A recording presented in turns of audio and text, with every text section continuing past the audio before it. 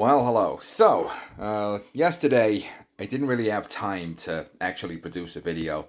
However, I did show kind of what I was making in a community post. But what I've got here is leftover from the results. This is a third of the rice I made yesterday. The final third's still in the fridge. The final 2/3 of what I actually made is the stir fry. I've halved. This is about to go in the microwave, and these are about to make some egg fried rice. So for today, we are gonna just heat up this wok here. I'm going to put in about 10 spritzes of fry light just to cover as much of it as I can and get this as hot as we can. As you've seen, I have scrambled egg nearly every morning, so I'm pretty much an expert at doing it at this point. So we'll just get this egg nice and beaten up. Unlike when I do scrambled eggs, I'm not adding any salt or pepper to this. There is a simple reason for that will become very apparent very soon. And so I can feel this starting to get noisy with me. It's beginning to heat up. I'm just going to give it a little more time. Microwave's on in the background already. The pan's starting to smoke, so this is probably as good a time as any to just add the eggs.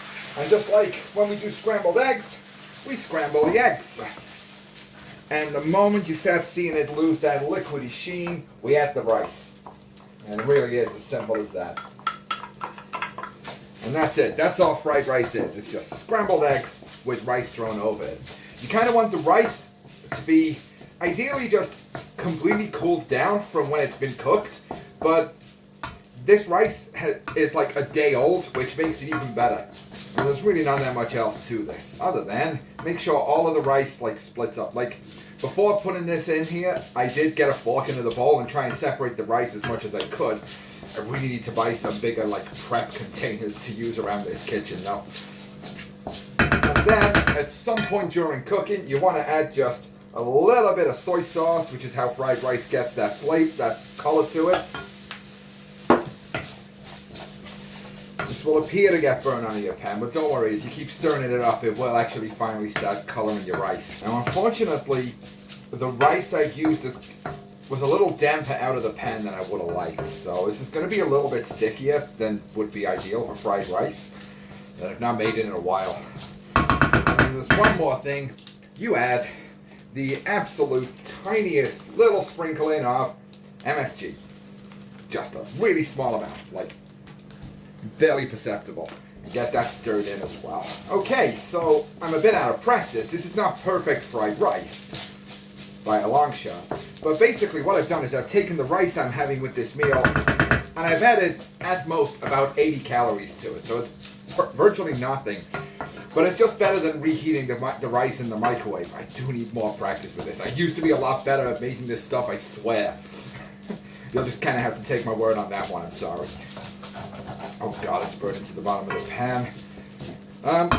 If anybody watching happens to be able to tell me sort of what I missed, what I've forgotten to do right, I would certainly appreciate that. Always looking for feedback on how to make my food nicer. But as you can see, despite a bunch of shit being burnt to the bottom of the pan, this tosses rather nicely. Just about is tossing rather nicely. So I'll turn the pan off at this point, introduce all this to a bowl while my actual main dish is still reheating in the microwave. Jeez, look at the bottom of that pan. I've done much better than this in the past. Using the fry light was probably a mistake, but it was worth it to keep the calories down, I think. Bowls like these do get wicked hot in the microwave, but just like that, lunch is served.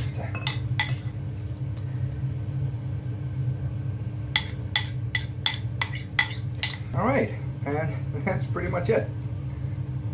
Just fried rice, like I say, in this case, adds about 80 calories extra to the meal. It would have obviously been better to use a whole lot more oil than I did. You do kind of need enough oil that the oil can get really hot without burning, because it steams off most of the water that's in the rice and gives fried rice that less wet feel. But because I only used 10 spritzes of fry light, that was never going to do the job. But again, I'm trying to keep the calories down, which is why I didn't. Not the most ideal way to have fried rice, but to make fried rice, but it's still going to taste just as good.